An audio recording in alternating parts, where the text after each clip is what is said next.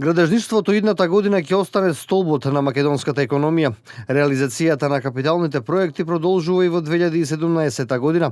Изградба на патишта, стамбени згради, објекти за јавните институции. Се само дел од инвестициите кои ќе го билдаат бруто домашниот производ, велат од градежната комора.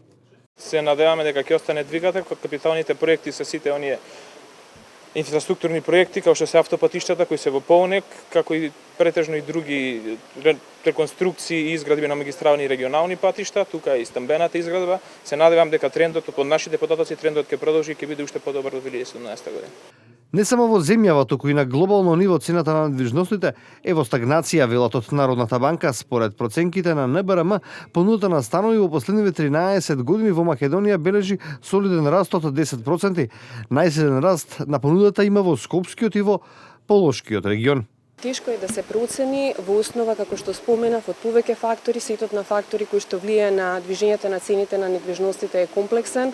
Многу зависи пред се од движењето на расположливиот доход, што генерално упатува на растот на економиите, во која насока тоа ќе забржува и секако на тамошната кредитна поддршка, која сега засека се оценува солидна од страна на Централната банка. Од 2015 година катастарот на недвижности воведе регистар на цени на закупнини. За 2 недели треба да излезе и новата публикација со цените врз основа на договорите на граѓаните.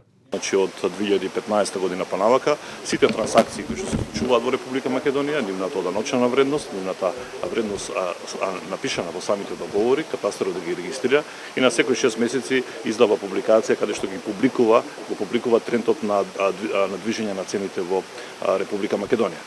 Податоците на Државниот завод за статистика покажуваат дека најголем пораст по сектори во второто тромесечие има градежниот сектор со раст од 31% на годишно ниво.